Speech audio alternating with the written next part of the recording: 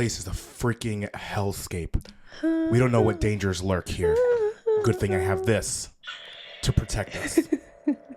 I've never given much thought to how I would die, but dying in the place of someone I love seems like a pretty good way to go. Some of us didn't go to acting school and can't do impressions very well. Dying in place of someone you love is pretty freaking chosen. I was gonna say, do you think Bella Swan is a chosen? Oh, I've never given it much thought. I've never seen the Twilight movies. That's not true.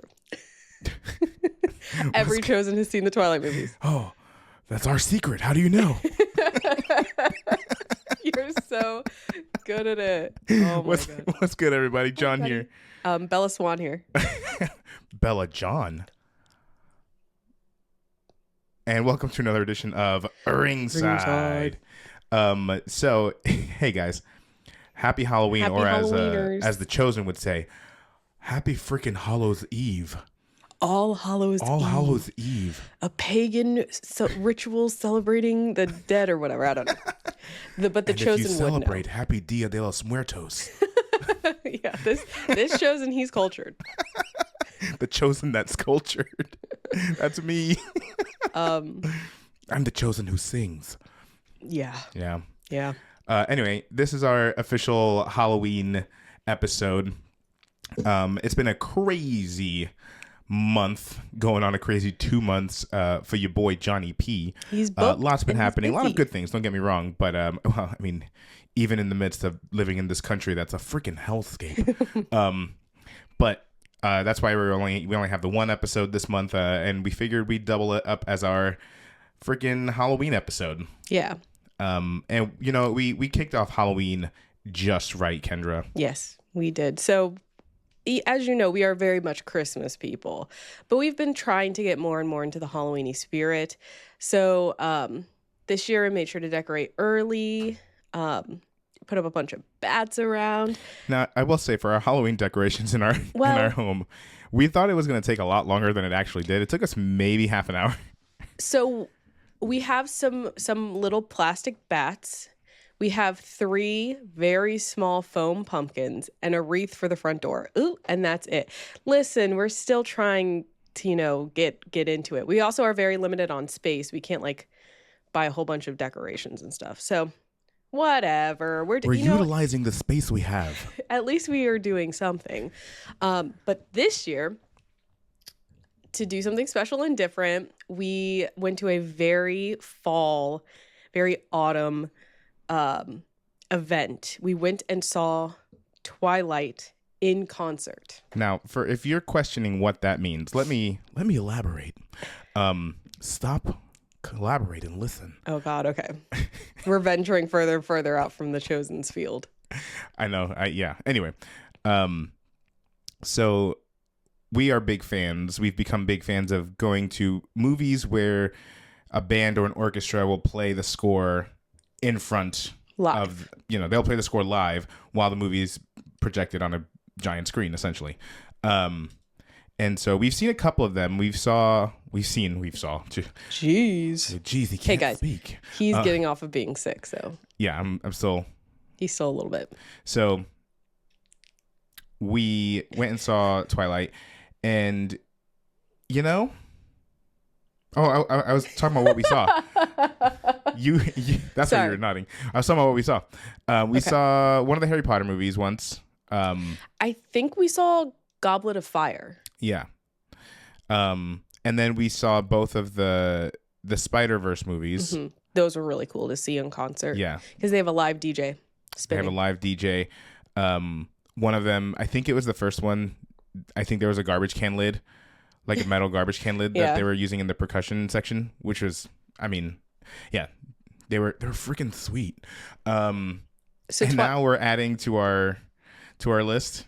Twilight was our in fourth concert. one. Yeah.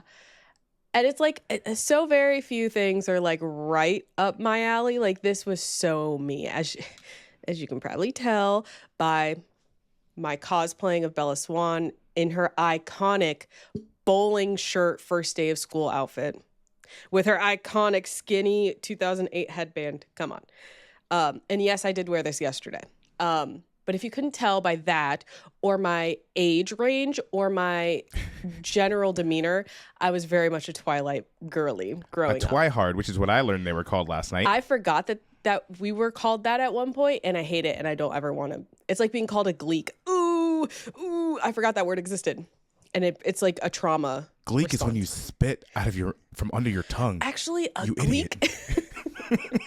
Anyway, so yeah, it was like, so I would have gone to this event January, February, March, April, May, June, July, whenever. The fact that it was October is like so perfect. So we had to go. It was the reason for the season. It was like the beginning, like this marks the beginning of the intense period of our autumnal Halloweeny vibes. Right.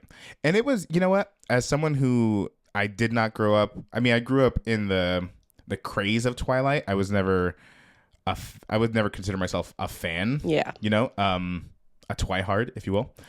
But I will say, going to see it live, the band really brought the movie to life. And I mean, this is what they do every time in these kind of events. It really brings the movie to life in a new way. But with Twilight specifically, because there's such like a pop rock heavy soundtrack and score, it was really cool to see essentially a rock band up there. Yeah. Just, you know, playing Muse and Paramore and all. Like it was pretty cool. And on top of that, they had, and this is the first time we've ever seen this, something I thoroughly enjoyed was they had a live vocalist. Yeah, that was cool. And everything else that we've seen in concert, like Harry Potter's, like there weren't any like pop songs in Harry Potter, but in the Spider-Verse movies, they would just play like the vocals of the song and the band would play underneath it live.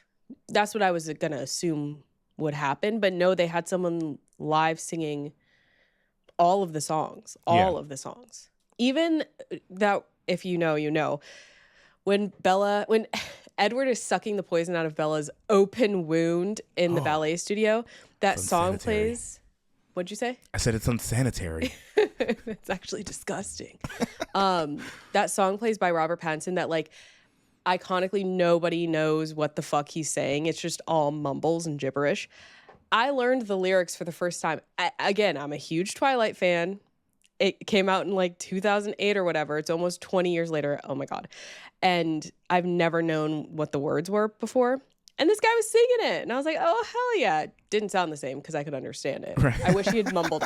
It would have been so funny if he had mumbled through the whole thing. Yeah. Give us the full experience. That would have been fun. But yeah, that was like at least something to make it like unique in all of this in concert productions. It was cool. I'm always impressed at how much like you can still stay in the movie even while there's a live vocalist and a live band. You know, I do tend to go back and forth, especially if there's like a crazy drum solo happening. Like my eye's going over the drummer or the percussionist. So all that's cool. If there's like a cool guitar riff happening, I'll look for the guitarist. And that's the point of this, right? Is to appreciate what the score adds to a movie. But you hear it in a whole new way. Because I mean, granted, this was my third time seeing Twilight in my life. Yeah. So it was cool. And it was cool to see it in a room full of people that really do love this movie. And they can laugh at it and they can participate in fun ways. They cheer, they boo. Like, it, you know, that as someone who is still very much on the outside looking in, tapping on the glass of the Twilight community. Okay. Okay. It was cool. It was cool to see the love that people have for this franchise and this fandom. Yeah, and it's something that like through the other concert things that we've seen, that's always really fun. That it's like informal enough to where there's like audience participation and you cheer for the good guys when they show up on the screen and all that stuff. It makes it like, I don't know. That's why you pay to go see it. A movie I've seen 1,000 times. A movie we own. A movie we own on DVD. That's why you go see it in an environment like that. And yeah, it was really special overall. It was a great night, in spite of, oh my God. Okay. Nothing to do with the production, the musicians, the venue, nothing. The fucking people we were seated in between 360, the most rude people I've ever been in an audience with. It was like surround sound of stupidity. That place was a freaking hellscape. A bunch of freaking idiots. With no social cues at all. They were raised by barn animals. I don't want to talk about it for like too long. I don't want it to come off as like a rant. I would just like to paint the picture. Okay, I show up cosplaying Bella Swan, very excited to watch this film in concert. There are live musicians on the stage playing for us. We spent in our section minimum $80 a person to be here. Right. The people, the two ladies on John's left, spoke through the entire movie. Like, when I say they were just talking to each other the whole time. Oh my God. I was just trying to enjoy Twilight in concert. The girl in front of us, it was a mom and her daughter. Her daughter was probably like 7, played Roblox on her iPad the entire movie. Actually, you know what? Maybe that's not fair. She did stop at one point. You know when she stopped? Intermission. She put it down for intermission, picked it back up when the movie started. She had to take a break. Roblox the whole time on an iPad. She was the least distracting of them all. She wasn't even good at it. To my right, listen, I normally wouldn't bring up a person's scent. But she smelled like cigarettes and it was making me cough. Oh.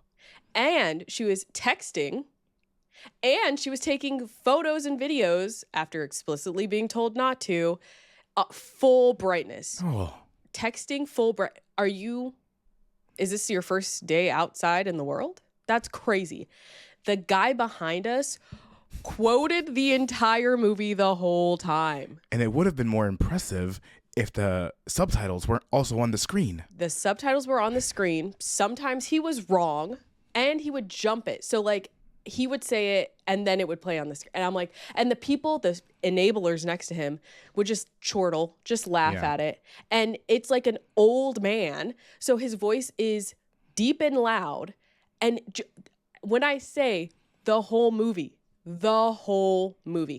we are so lucky that it's a movie that I've seen 10,000 times. This was, again, John's third watch. He didn't know the movie like that. Listen, everyone dressed up as Bella Swan there that day could have recited every single line from that movie.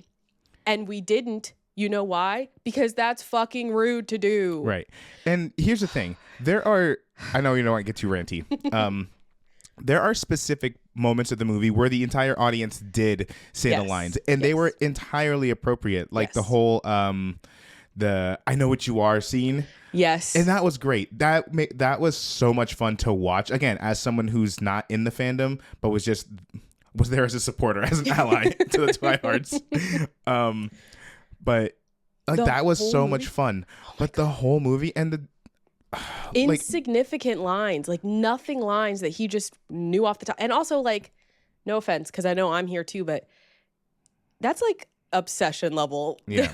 You need to stop watching this film, I think. My thing is this, and I don't want to get too deep into this, but as someone who, works in the industry, right? Like I know there's a certain level of as I'm dressed as the chosen. There's a certain level of privilege and a certain level of what's the word I'm looking for? Let's just say privilege. Just go with privilege. It gets the point across. To be able to afford to go see these types of events, whether you're a season ticket holder for a venue or you just happen to have the means to go. Now, granted, this is Twilight in concert, so it's much more informal than, going to see Traviata or something like that, right? Yeah. Like, I don't know why I picked that one. I think that scores in Twilight. I think that's why I picked that one. So there's a certain level of privilege that comes with that. So I think that some people that go to these events really take for granted what this is for other people. Yeah. And they use it as an extension of their Friday night out, their social life, right? So it's just real unfortunate because you're just having, even if you're talking about the movie, or like there's an intermission, you can do that. Yeah. And it's one thing if you're like leaning over like a quick thing here and there. I'm not entirely a prude when it comes to audience etiquette, but there is no audience etiquette anymore. Yeah. And again, I don't want to be a party pooper. Like, I think there's a time and place for everything that everyone was doing. Maybe not the smelling like cigarettes. Like, if you're gonna be out and about, it's but there's nothing. I mean, yeah, of all the things, that was the one thing. Like, okay, you can't do anything about that right now, but you can get the fuck off your phone. Right, like being on electronics, talking at full volume, quoting the movie at inappropriate times. Like, there's a level of like just being an adult. It's just being it's being considerate. It's being considerate. Like, it's not at this point, we're not even talking about like audience etiquette. Like, yeah, this is just base level being considerate for the people around you, and it was just gone. And I think I haven't had that experience anywhere else, like to that extent, where I'm 360 surrounded by rude people like that. Right. I haven't had that before. So I think it was just like bad luck. Yeah. Where we were, but like, goddamn. But just even so, think about the people around you, maybe. But even so, Twilight persevered because it was still a fun night. It was still a fun show. And yet, she persisted. She's Bella Swan. My favorite part, and this might be a little spoilery, but one of my favorite parts of the entire night was actually getting into the prom scene. Yes. Because surprise set piece descends, and we get the string lights that we see when Bella and Edward have their final dance there. Yeah. I thought that was so cool. Really neat. And they had like these pieces that were like candles, like pillar candles. It was like they're fake candles, but all around the musicians. That was really cool. The production itself, again, this is why, like, even though we didn't have like the best people around us for the experience, I still had so much fun. I would still go again to see New Moon specifically if that's coming near us anytime soon. Because like everything else was so cool and so fun, and I love Twilight. Yeah, it was a fun night. Now my question is, should we consider Edward a chosen? Edward? I would say no, because he gave in to the temptations of the flesh. After marriage. Oh. See, that's the thing. Is Edward a chosen? The chosen that never was. He could read minds. That's pretty chosen. He's super strong and super fast with good reflexes. Those are all chosen qualities. Those are all chosens. But also, like, he's kind of like a bitch. No, I think if anyone's a chosen, I think it's Bella. He gaslights. That's very chosen. No, it is not. The chosens do not like gaslighters. Oh, it's news to me. John doesn't have a lot of experience with the chosen. I think he's seen like 2 chosen videos. But I'm obsessed.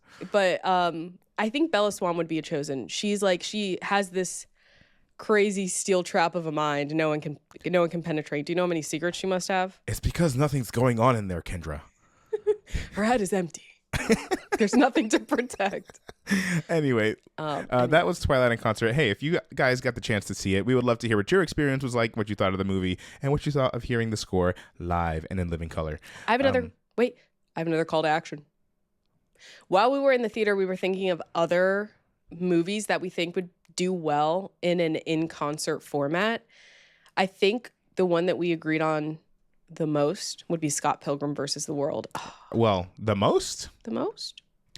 I still think I'm throwing my hat in the ring for Pirates of the Caribbean, Curse of the Black Pirates Pearl. of the Caribbean would be so good. And anyway, so you get the vibes. I would love to hear any other suggestions on what you guys think would make good movies in concert. Yeah. Drop them in the I already comments. said Phantom of the Opera. That's just the musical. I was told apparently there's a musical version of it. Whatever. Who knew? Anyway. Let's move on. Let's proceed. Let's talk about a fellow chosen in Peacemaker Season 2. Okay. Let's talk about it. So we won't take too long either on this, but yeah. So Peacemaker season 2 has finally wrapped, and we got this 8-episode series, seemingly like for now a series finale. Yeah. We'll see what the future holds, but man, I thoroughly enjoyed this season. You really, really liked it?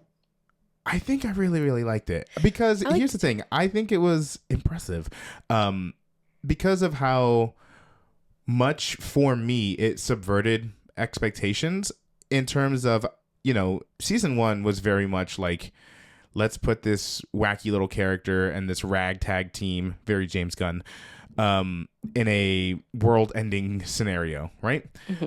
But season 2 ended up being this like really like deep character study of Peacemaker, of Chris Smith, sort of being like an introspective piece set in a superhero universe.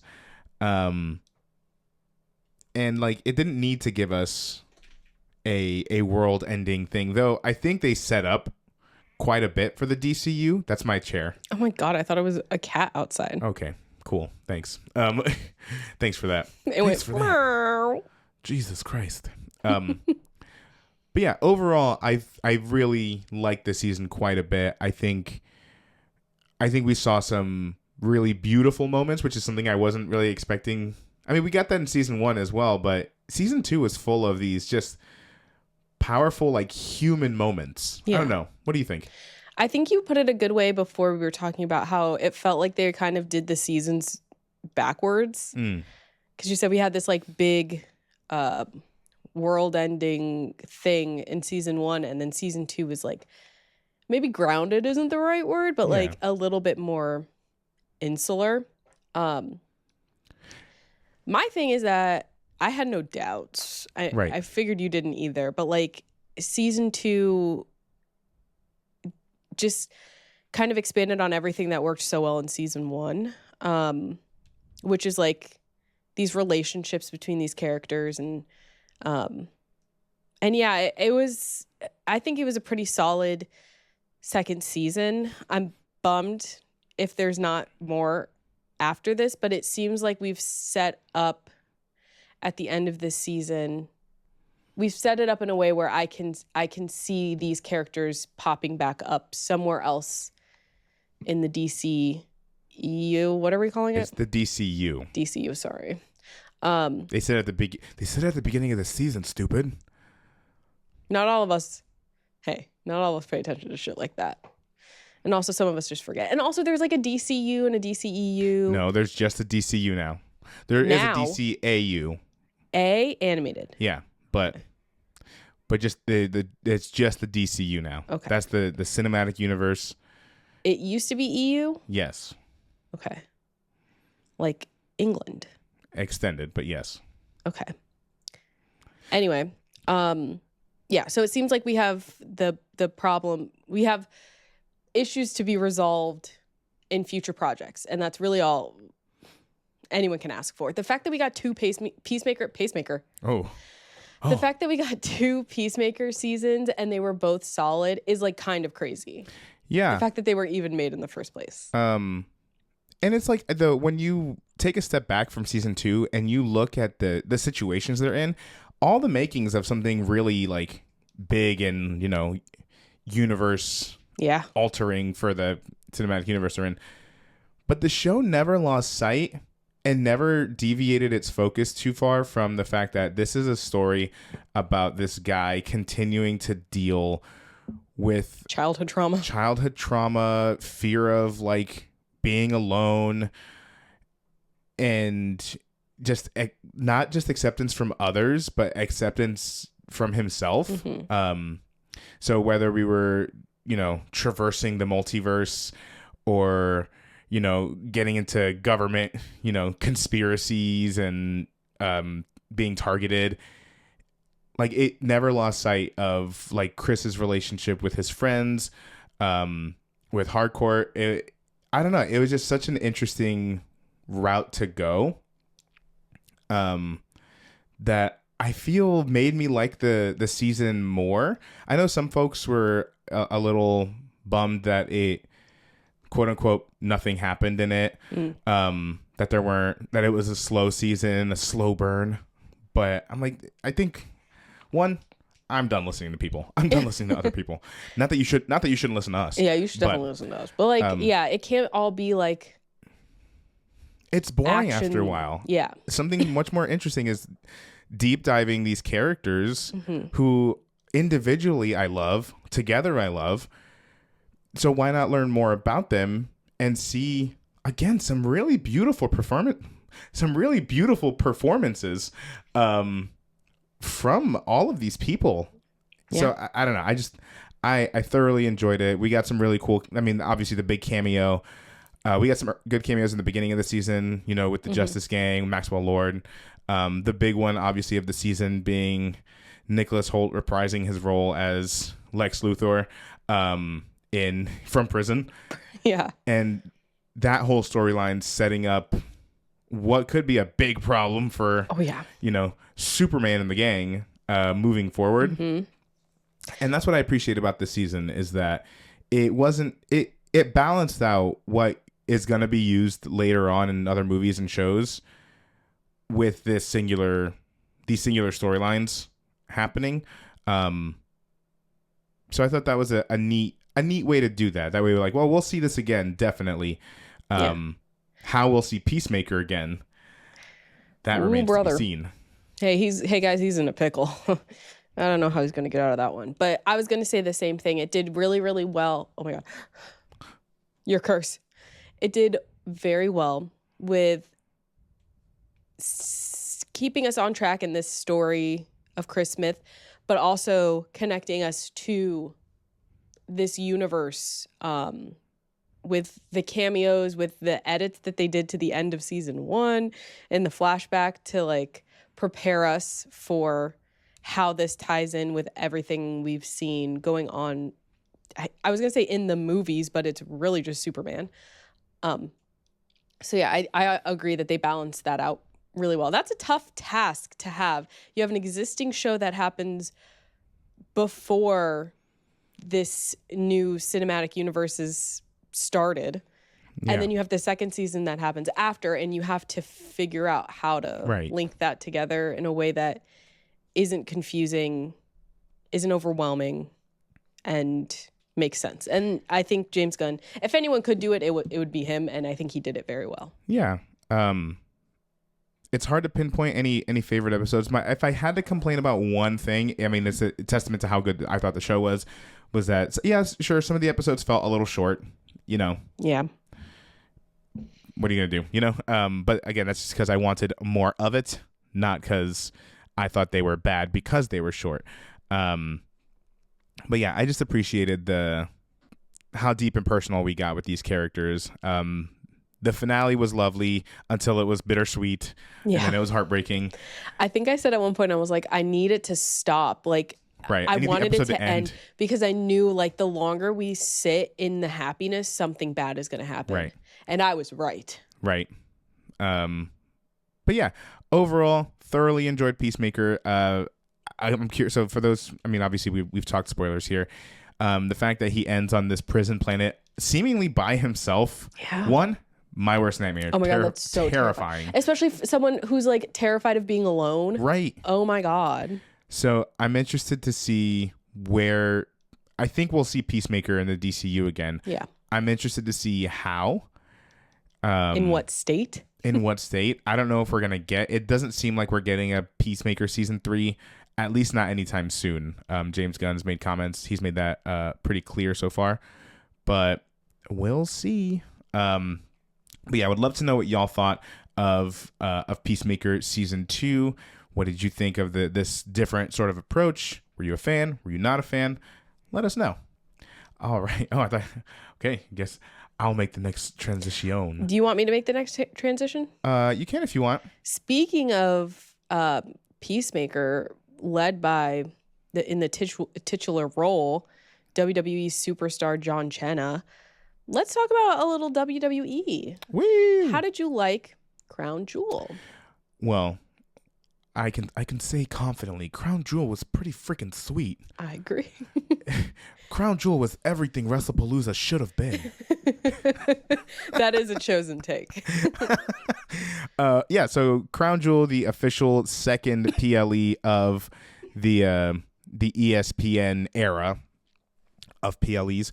Look, I know that Crown Jewel, for a lot of people, has carried this sort of negative connotation just because it's typically held in Saudi Arabia, and rightfully so, people have a lot of feelings on shows being done over there in Saudi Arabia. So this time around, Crown Jewel was actually held in Perth, Australia. And it's easy to think of Crown Jewel because it's not anything that's not one of the big 4 or 5. It can easily be sort of brushed off as a filler PLE. Yeah. Now, again, I think we consume wrestling a lot different than a lot of other wrestling creators because we're truly just in it for a good time. I'm not sitting there analyzing the merits of a match or a story. If it's a great match, awesome. If it's a good match, great. Fine.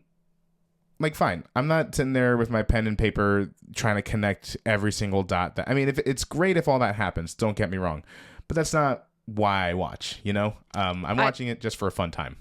I also am of the belief in wrestling, in TV shows, whatever. Sometimes filler is necessary. Right. If you don't have filler, you never get the big moments. Right.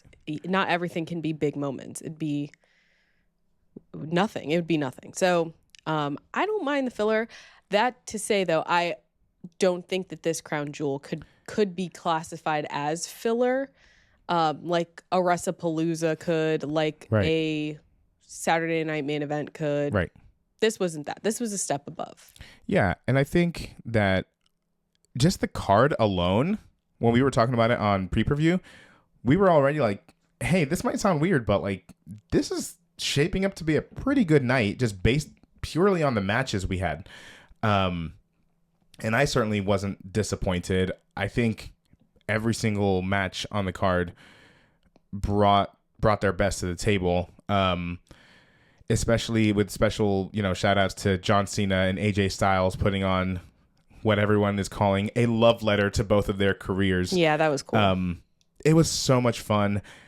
I got super emotional when they did the Bray Wyatt tribute there. Mm-hmm. Even watching clips of it, when they show it back, either from the fan perspective or from just that clip from the show, it's such a cool moment. Just you could see it on John Cena's face when he realizes what's happening. It's so cool, and it's just it can't help but tug at the heartstrings a little bit. Stephanie and Tiffany put on a great match. Cody and Seth put on a great match. Roman and Bronson Reed, it just I don't know. I don't think there was a bad match on the card. The only thing that I was oh man, I wish this would have happened differently. I wanted the Kabuki Warriors to win, just because I've loved their story on Raw so far. But even that was a great match though. I'm not mad at the match. Yeah, so I thought Crown Jewel was a very, very fun show, and it is everything that WrestlePalooza should have been. WrestlePalooza was overhyped, undersold, or I guess oversold, underdelivered. Yeah. But I feel like the hype was not anywhere near as high for Crown Jewel as it was for WrestlePalooza, but Crown Jewel was 3 times the show that WrestlePalooza, and I didn't absolutely hate WrestlePalooza like everybody else did. Yeah. I didn't love it, don't get me wrong, but I didn't think it was a garbage fire, but this just blew it out of the water, I think, on every front. And it has one of the most hilarious crowds I think we've ever seen. Oh yeah. Well, we've kind of figured that was going to happen. Come on. I was going to say I think you can feel the difference in the hype when it's WWE, planted, manufactured hype, their marketing is hyping it up, and authentic fan hype. I think that's WrestlePalooza was WWE was hyping it up, and Crown Jewel, the fans were hyping it up. Yeah. So I think that's just a testament to how authenticity matters in the results of APLE, because like WrestlePalooza felt like an obligation. And Crown Jewel did not. And because of the crowd, I'm one of the people who think that like, I don't think Crown Jewel as a PLE is necessarily like weak or anything. I think that the idea of a Crown Jewel champion is stupid and meaningless. Well, it's like another King of the Ring, Queen of the Ring sort of thing. It's just like, yeah, okay. Like, it's as important as WWE deems it to be going forward, but it's like it happens. We hear about it for like 2 weeks afterwards, and then we don't think about it again until next Crown Jewel. I like that. I don't care. That's filler accolades. Right. But I also want to point out that the Friday Night SmackDown before Crown Jewel and the Monday Night Raw after Crown Jewel were also both very, very good. Now, Raw has been, I think, pretty consistently good, at least the last couple of months. I would say at least the last 2 months. I know there was a little bit of a period right after they premiered. You know, they were still trying to figure out, I think, their new setup on Netflix. I don't know. Maybe I'm just making an excuse for them. But I think over the last 2 months, Raw's been pretty good. SmackDown, and you know, you guys know me. I'm pretty forgiving when it comes to a lot of things. SmackDown, I think over the last 2-3 months has been very lackluster. And I think it's just due to the, you know, lack of people that are available right now. And just, you know, they're just kind of stuck. They were just kind of stuck in a place, you know? I wasn't enjoying it nearly as much as I was Raw.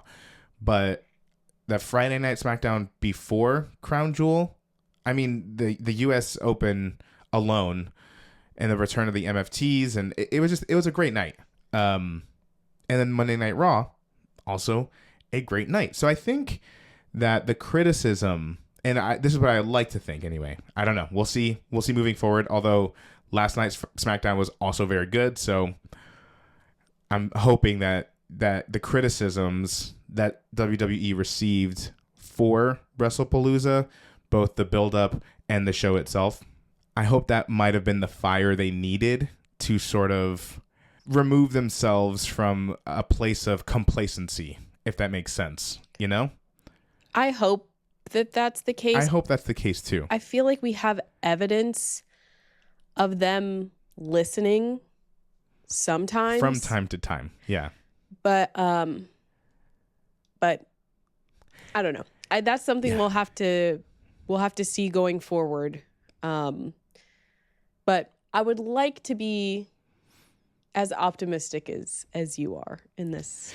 Yeah, and I mean, I think that Friday Night SmackDown last night, well, we finished watching it this morning as of this recording, but I thought that was very good. And again, as someone who's been critical of SmackDown these last couple of months, 2 good shows in a row, I'm not mad at it. Sign. So I hope, you know, I mean, there's still way too many commercials, but I hope moving forward that, we start to see them really move the needle more. I do think they got complacent, and I think they got a little bit lazy there.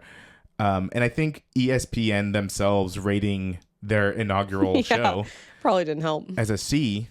Yeah, that probably didn't help them or make them feel very good at all. So I'm interested in see what the grading was for Crown Jewel. I mean, I like the show, so I don't really care what some reviewer says. We're not listening to critics kind of people, but I would be interested to see if like there's a marked improvement. That's so funny that they're like trying to get good grades. I know.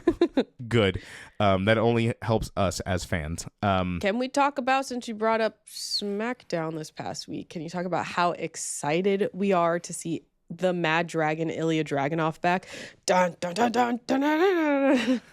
Listen, we were just talking about the return of the Mad Dragon Ilya Dragunov, and I was spoiled on the drive home from Twilight. And I was like, wait, what the fuck? I think I just got spoiled for something, but it's actually making me pretty hype. I want to go watch this.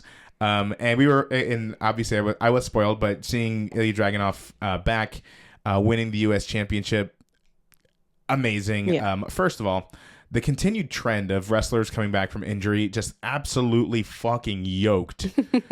Tama Tonga came back last week. He's jacked. He is jacked. We got Ilya Dragunov this week. He's jacked. So, like, Jesus Christ, what are they eating over there? What the fuck is Jacob Fatu going to come back as? I don't know. He's not going to be able to wipe his ass.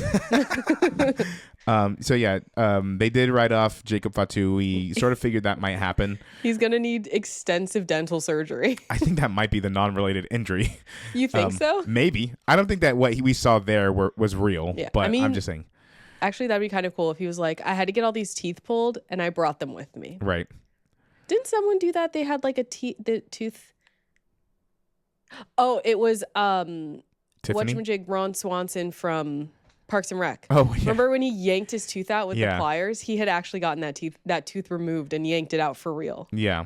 I'd like that. That would be funny. But then we got this impromptu match between Cody and Drew. Cody and his Sunday best.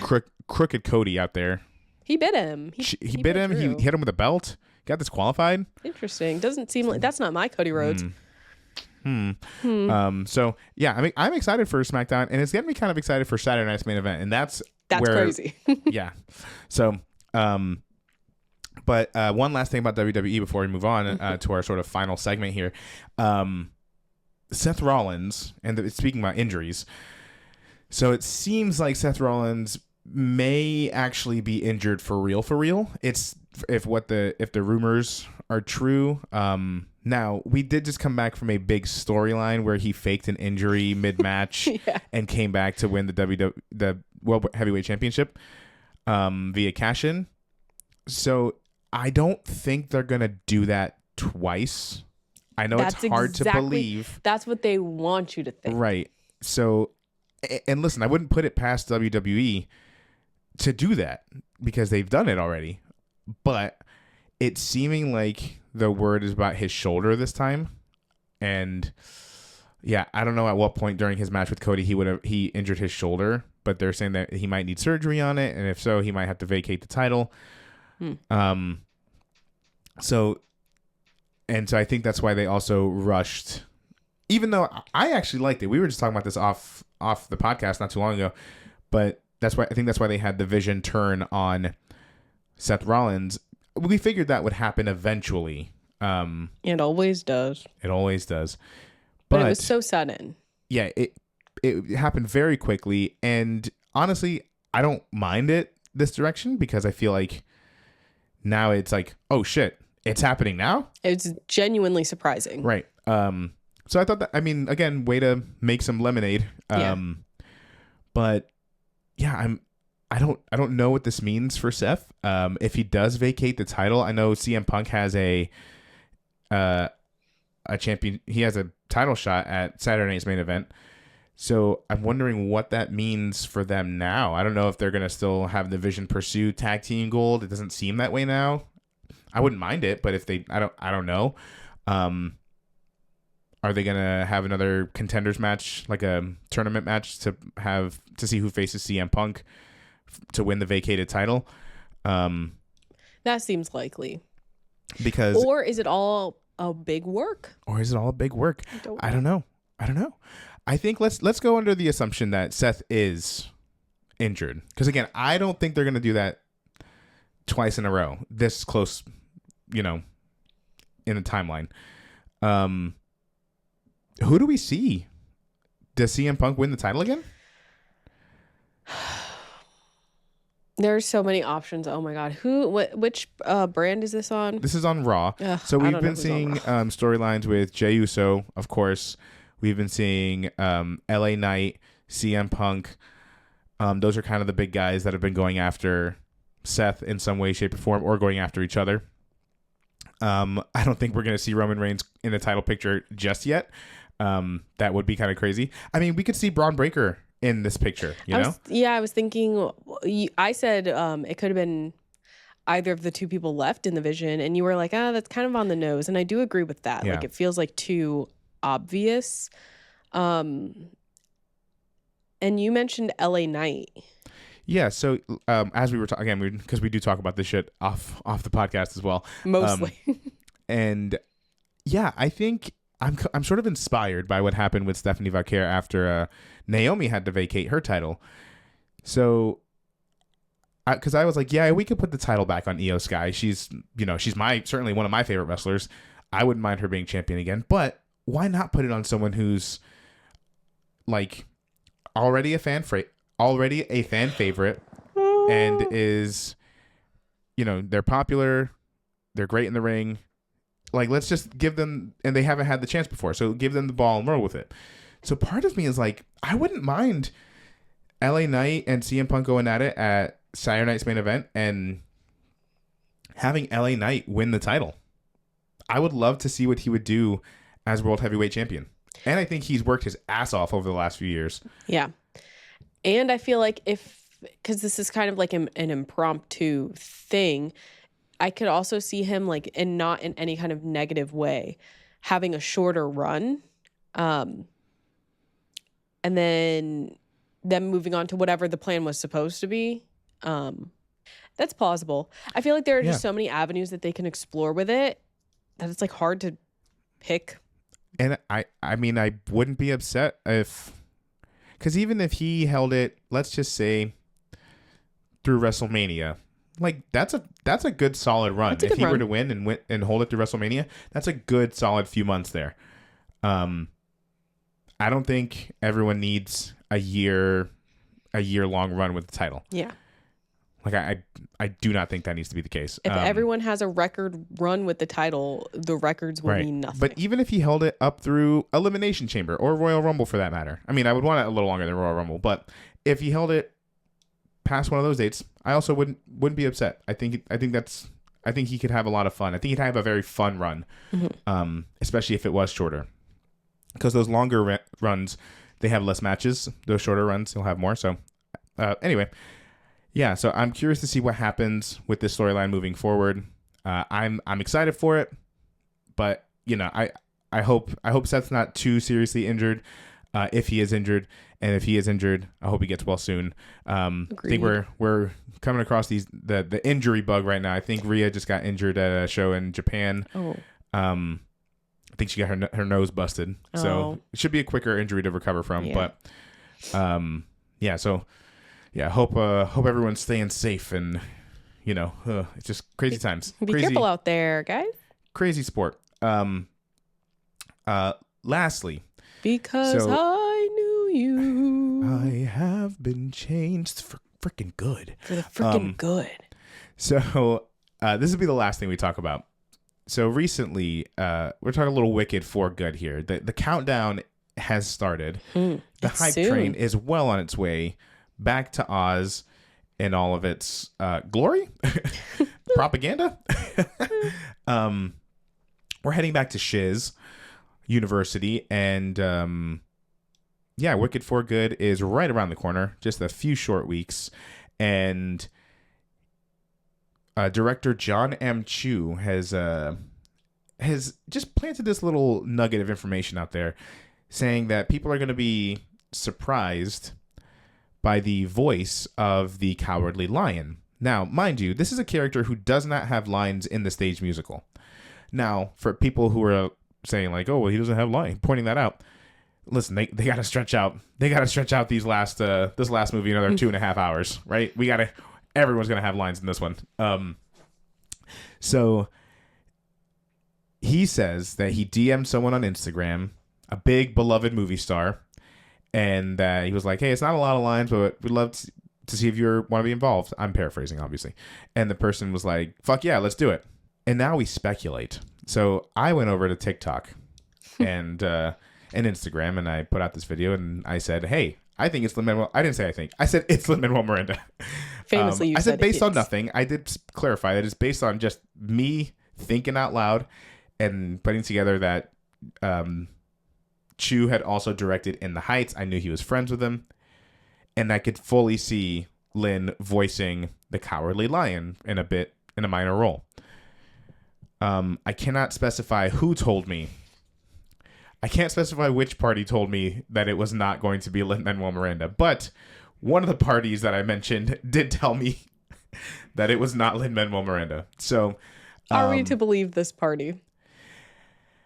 All I can tell you is that based on who told me, it sort of makes me believe it even less. They should know.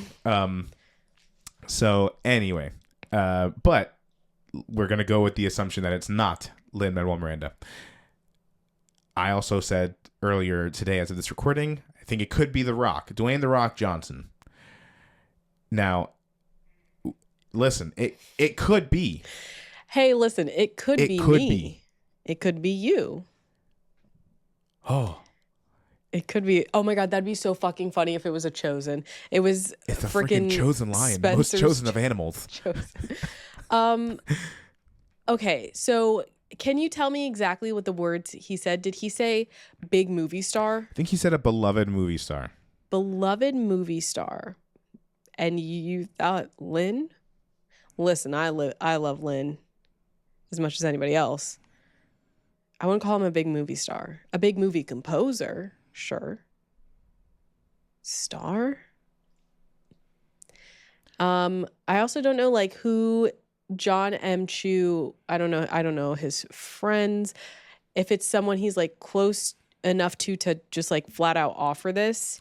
Okay. But not close enough to text them. He said he recruited a surprise actor. Hang on, let's see if I can find a direct quote. He contacted someone via Instagram and said, "It's not a ton of lines. Maybe you'll have a little time. I know you're busy. I'll come to you." Okay. And he said that, I'm quoting, he was like, "Why the fuck not? Let's go." And then he went ahead and recorded the lines.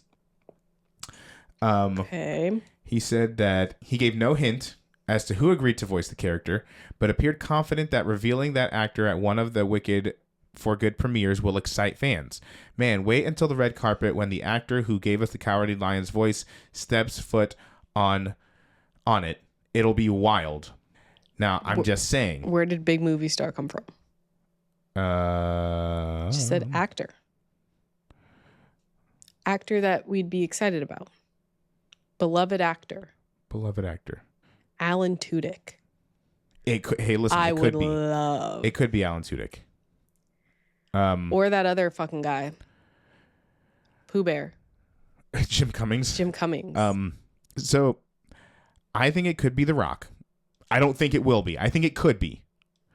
I also think it could be Pedro Pascal. Would love if it was Pedro Pascal. Pedro Pascal could do a Cowardly Lion voice. He could. It could be Bad Bunny. Actor. He's acted in stuff. Well, if he says the biggest recording artist in the world or reggaeton artist, you think that might be a little on the nose? People might figure it out. It could be Timothée Chalamet. Guess it could be, but it's also going to be someone who like people like, or hang on. John M. Chu thinks people like them. You don't think people like Timothée Chalamet? No, I know people like Timothy. I'm just saying, like, I don't know. It just isn't beloved. It makes me think older, established. Dwayne The Rock Johnson. Dwayne The Rock John's dad. It keeps coming back to Dwayne The Rock John's dad. All roads lead to the final boss. But no, speculating has been pretty fun. You know, I love a riddle. I love to guess stuff. Usually have more hints than this. This is kind of hard. It's just an actor who's a man. Yeah. Because it said he. I don't keep track of them. So could it be John Cena? Here's the thing. I like a wrestler for it. I like a wrestler. I know for you it. keep. I like The Rock. Wrestlers. I like John Cena. I like Dave Bautista. I did say Dave Bautista. Our big three of the Hollywood, the Hollywood elite. And we also have like a list of people who it should not be. If James Corden steps foot on this fucking carpet, it's gonna be Chris Pratt. If Chris Pratt steps foot on this carpet, here's the thing. I think John M. Chu knows people well enough to not describe either of them in a way that's like, people are gonna love it. Well, did he say love or did he say like freak out? He said it'll be wild. Uh-oh. That means it could be very bad. It could be Jack Black. Oh, I would love it if it was Jack Black.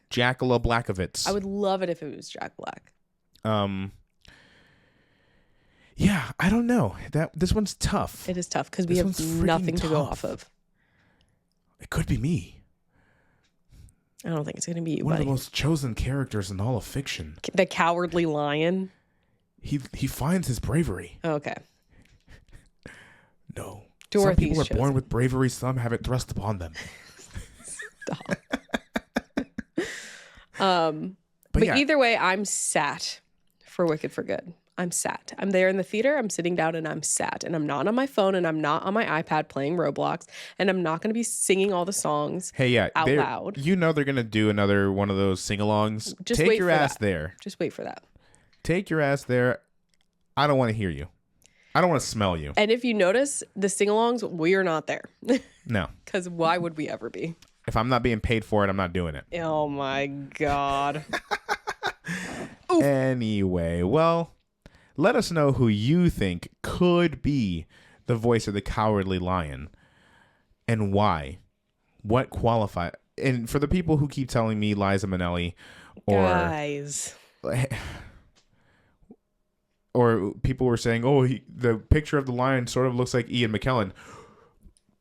Why the fuck would that mean he's going to voice him? Well, I mean, that's a beloved actor. People would freak out about who would say, fuck it, let's do it or whatever.